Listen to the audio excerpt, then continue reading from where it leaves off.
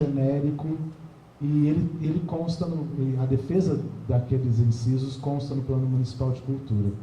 E eu acrescentaria um inciso, que é o seguinte: realizar-se-á a revisão do Plano Municipal de Cultura a cada 10 anos, seguindo as orientações do Sistema Nacional de Cultura, cabendo a próxima revisão do plano para o ano de 2020, conforme previsão de término do plano atual, que aí garantiria a realização da revisão do novo plano para mais 10 anos.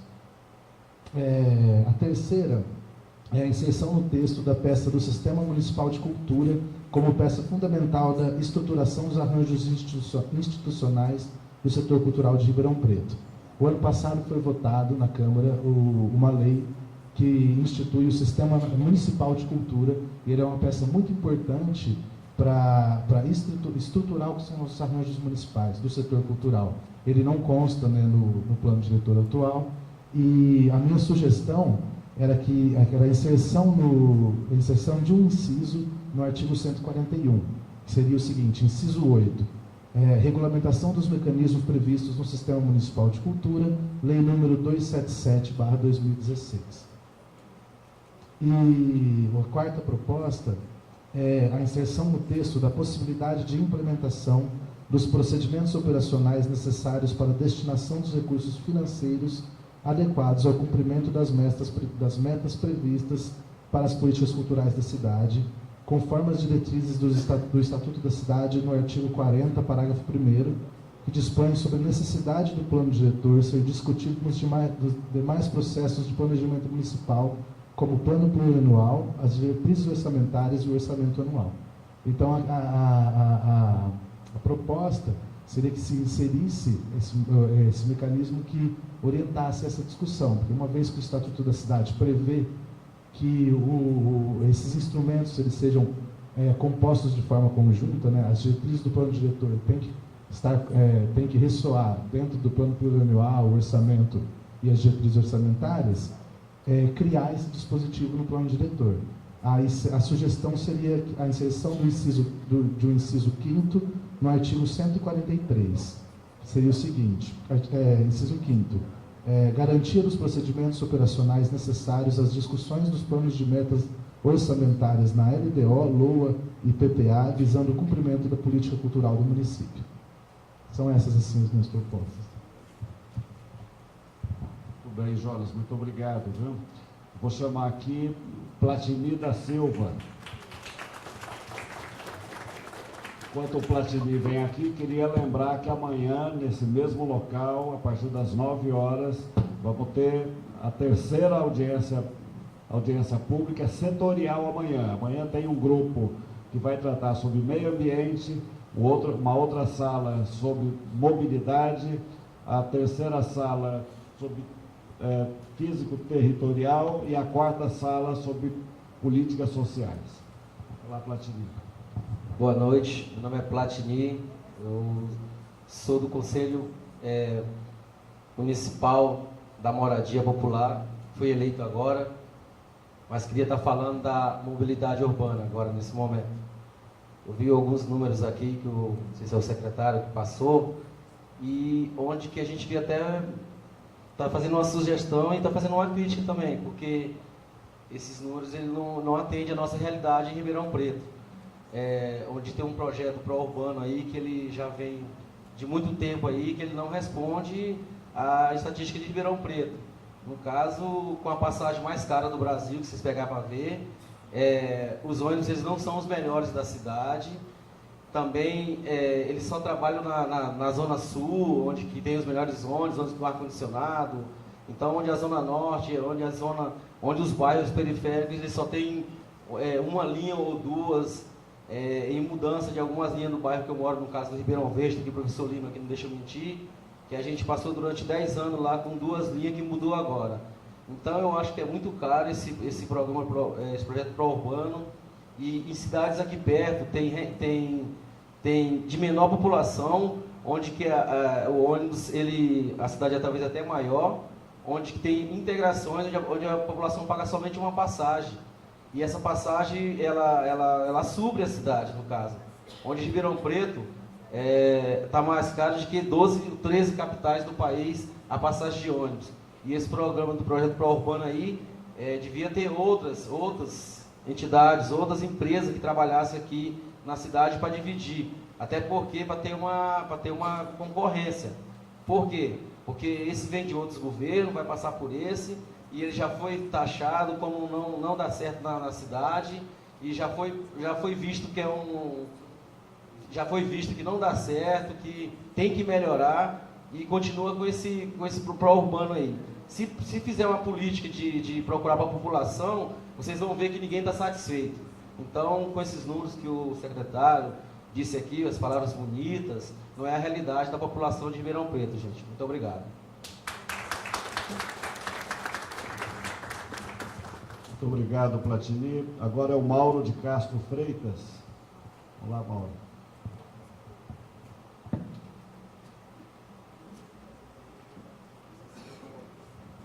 Boa noite a todos. É sempre bom a gente ver esse filme mais uma vez. Eu fui secretário de Planejamento em 95, quando nós fizemos o primeiro plano diretor de Ribeirão Preto.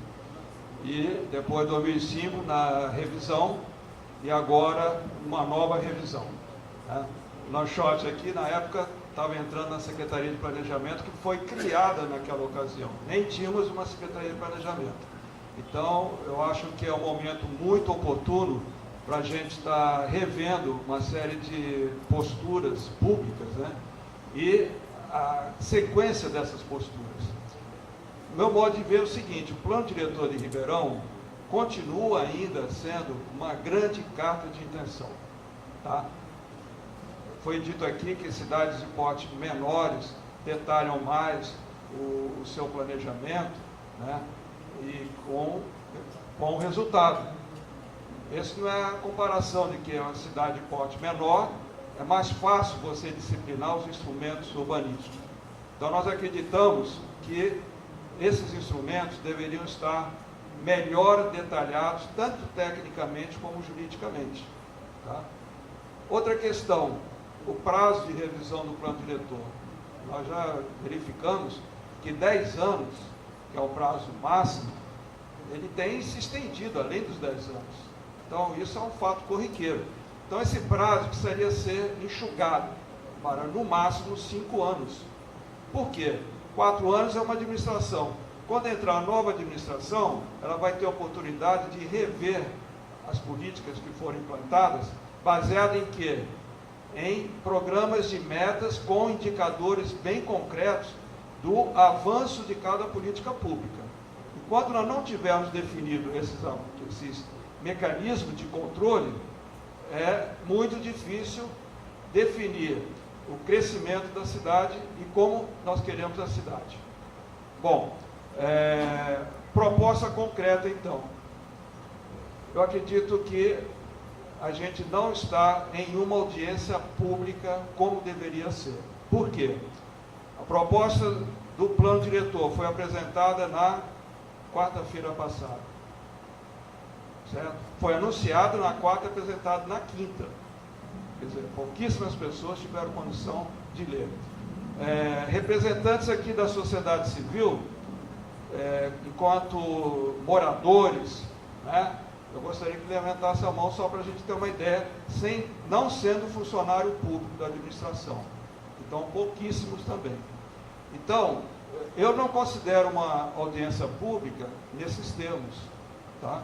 Por quê? Você não teve ampla divulgação da proposta, não teve uma sensibilização por parte da população, então é simplesmente algo para constar como uma audiência pública. E, enquanto membro de sociedade civil, nós vamos levantar essa questão, inclusive, junto ao Ministério Público, porque não se pode entender como uma audiência pública nessa natureza. Tá bom, gente? Então, era isso que eu queria colocar. Muito obrigado, Mauro. Agora o professor Lima. Professor, por favor.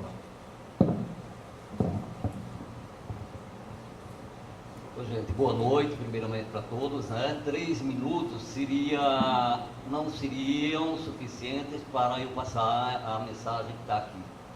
Então, em poucas palavras, Eu quero dizer, parabenizar todos os que passaram por aqui, meus sinceros parabéns, e passo para ele aqui o conteúdo do que eu gostaria de que chegasse às mãos do nosso prefeito.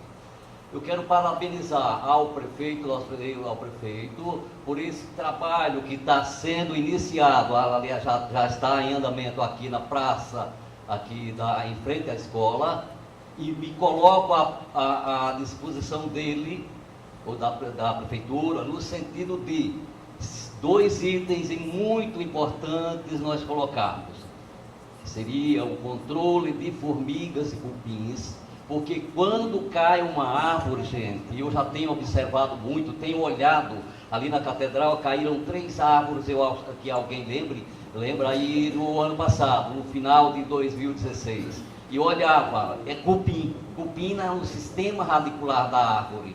Então o amor às árvores, ao meio ambiente, está dentro do meu sangue. Antes de ontem, na quarta-feira, na quarta-feira, eu estava vindo no Heitor Rigon, que eu moro no Parque dos Pinos, e vi uma fumaça ali na represa 2, ali na represa onde eu ser construído e depois parou. Naquele Pinos, eu pedi para parar o ônibus, desci, fui ver, liguei para o bombeiro, demorou em torno de mais ou menos 1 hora, foi quando eles chegaram, já tinha acabado, já tinha queimado toda aquela área.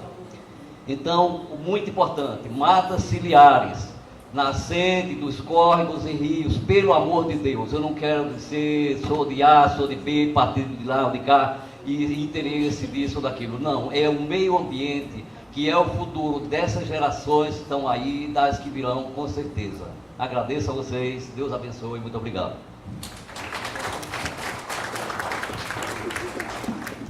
Muito obrigado, professor Lima. Para o Eli Mariano.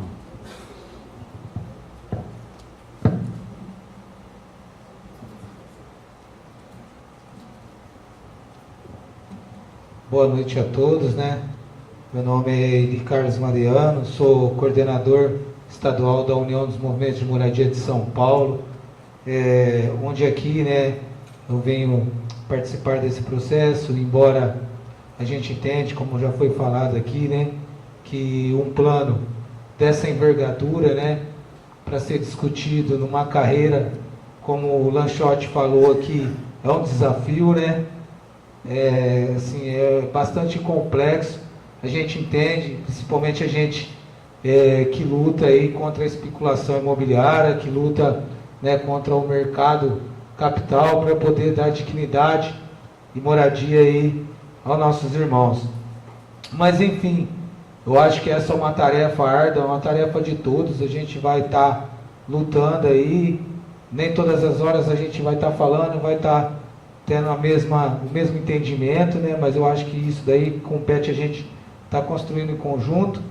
Inclusive, por conta disso, né, eu venho trazer aqui 2 situações meio que emblemáticas. Eu não vou lidar como proposta, até porque a gente ainda tem outros processos, né, tem outras audiências, a gente pode estar construindo. Inclusive, eu estendo aqui ao planejamento, né, na pessoa do senhor Ortega, do doutor Ortega, se disponibilizar, talvez o Lanchotti, ou seja, alguma pessoa nesse sentido, para que possa estar correndo alguns pontos com a gente aí, para que a gente possa estar destacando aí, né, essa questão que eu vou colocar aqui. Primeiro que a gente tem uma área, né, uma ocupação hoje de 350 famílias, né, e o que acontece? Essa é uma ocupação numa área do governo federal, e que hoje ela está encrustada numa área de zoneamento industrial, né? Ela está numa área de zoneamento industrial, e assim a gente precisava estar fazendo um projeto de reassentamento dessas famílias, ou seja, para que a gente pudesse estar remanejando. Quando foi feita esta ocupação, né, já existia um estudo na Secretaria do Patrimônio da União, né, em São Paulo, onde existe áreas da antiga rede ferroviária que são possíveis de ser construída habitação de interesse social. Sabedor disso, que tanto a Caixa quanto o governo não disponibiliza novos empreendimentos numa área que está ocupada, né, a gente então deixou uma área reservada para que pudesse ser feito então um estudo e um projeto para assentar definitivamente essas famílias. Enfim, só que essa área, hoje, ela se encontra na divisa, assim, entre essa área industrial e uma área mista, onde existe um elefante branco, um grande elefante branco, né, que é próximo à área lá do quartel, da Fundação Sinhá Junqueira lá, onde eu fiquei sabendo que tem também uma operação aqui dentro desse plano, do planejamento, para que possa delimitar essa área também, né, como área mista, para que possa viabilizar moradias e outros tipos de equipamento e tal. E assim, e exemplo dessa área, eu queria, né, perguntar aqui, eu queria fazer uma pergunta. Uma vez que a gente já tem um exemplo aqui no Parque das Oliveiras, né, que também era uma área industrial, e aí foi feito, através lá de uma operação, né, a transformação lá da área numa área especial, para que pudesse definir hoje o conjunto lá, né. Então, assim, essa é uma pergunta, né, se há possibilidade, por exemplo, assim como o exemplo que foi feito no Parque das Oliveiras, a desafetação da área, para poder fazer lá uma área especial, para poder construir um conjunto ou um loteamento, se há possibilidade nessa área lá da Cidade Locomotiva também ser feita essa mesma operação. Esse é um ponto. Outra coisa aqui, né, eu quero aqui parabenizar a administração aqui, nesse sentido, de estar criando esses instrumentos aí da zona de interesse especial aí, às vezes, né, para que possa de fato aí estar colocando em pauta não só a política de habitação do município que foi anunciada, mas também que existe associações e entidades organizadoras aí que necessita também, né, de estar atendendo as suas demandas aí e estar desenvolvendo alguns projetos nesse sentido. Então, assim, eu vi ali pelo mapa, meio que prematuro, assim, que estava pequeno, depois, se puder passar no pendrive, para a gente poder ter um entendimento, essa questão aí, ela está restrita a essas ex, por exemplo, do lado da Zona Oeste, ou ela pode ser ampliada também, embora a gente entende também que a Zona Oeste, assim, nesse sentido, onde que está o circuito, todo o circuito de expansão urbana, não tem uma infraestrutura adequada, né? Vai necessário aí um investimento muito grande para poder estar levando, de fato, o esgoto, a água, a energia. A gente sabe que a CPFL é de compromisso deles aí, está fazendo, ainda mais quando tem um interesse social. Mas assim, é possível também, essa é uma outra pergunta, a ser ampliada essas ex? Então é meio que isso a minha fala, né, nesse sentido, e gostaria de agradecer a oportunidade. Obrigado, Eli Mariano. Agora é o Marcelo Souza. Marcelo.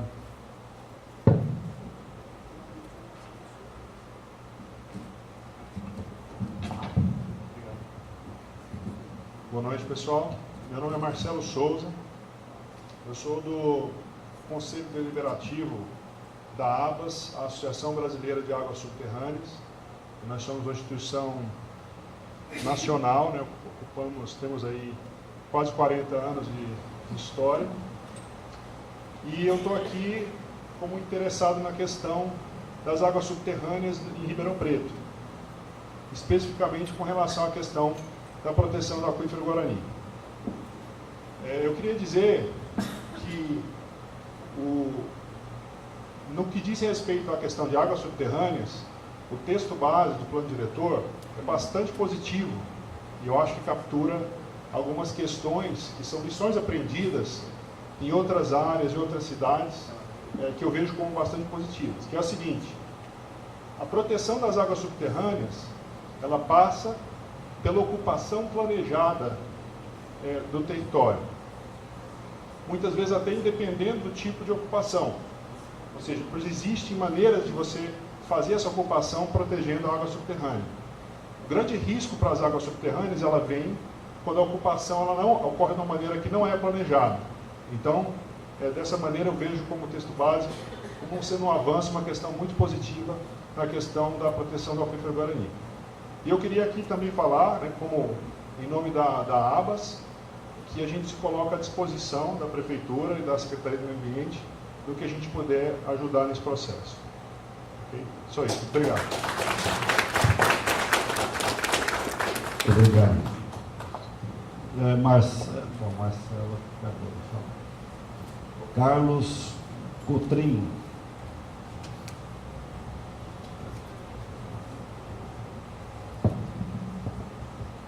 Boa noite a todos. Eu não sou de Ribeirão Preto, mas já desenvolvi alguns projetos aqui na cidade, muito alinhado com a linha que o Marcelo acabou de falar e muito alinhado também com o plano diretor. Eu acho que aqui boa parte de Ribeirão Preto conhece a antiga Cava Fepasa.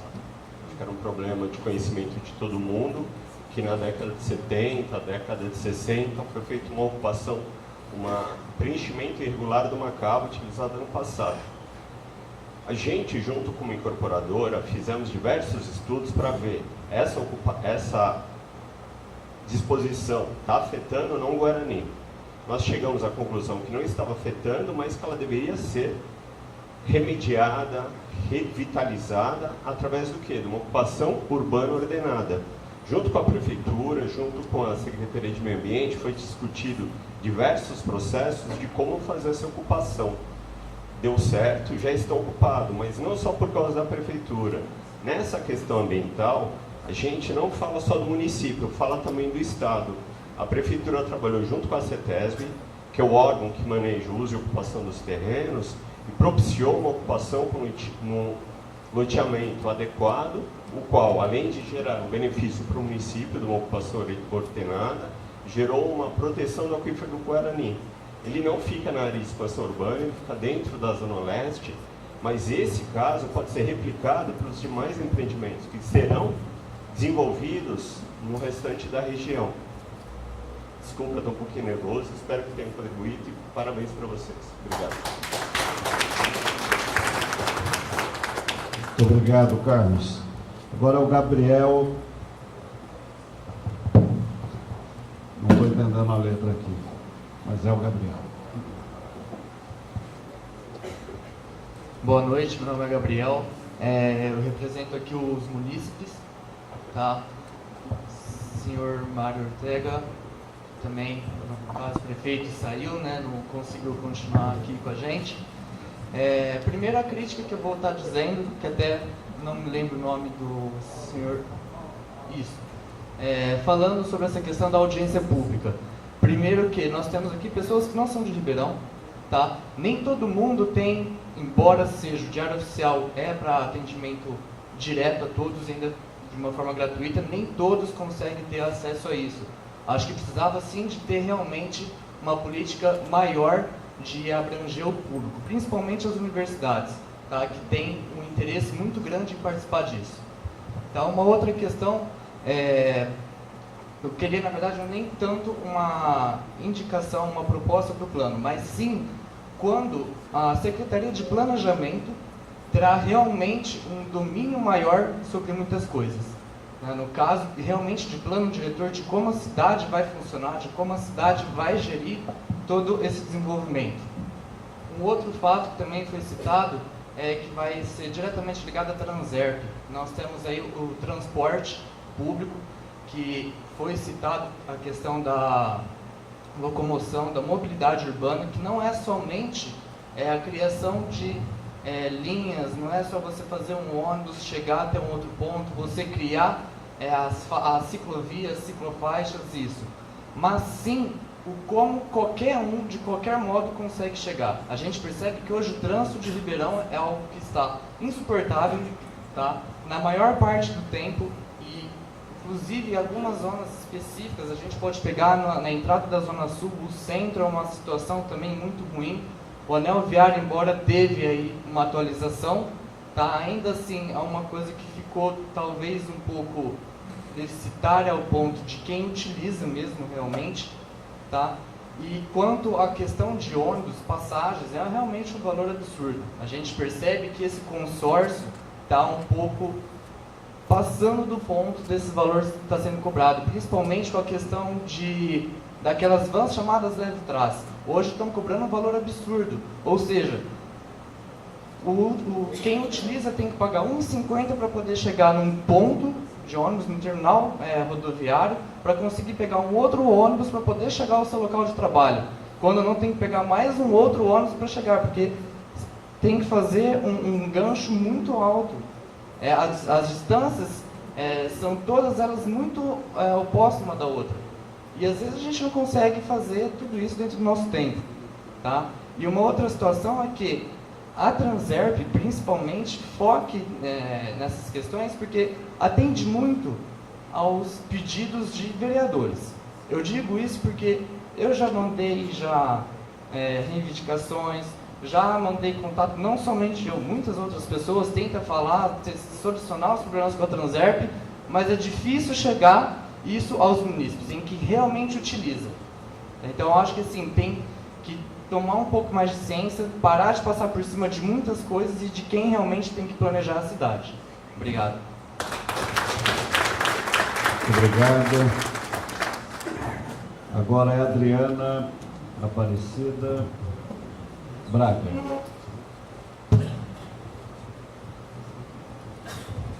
Bom, boa noite a todos. Eu já estive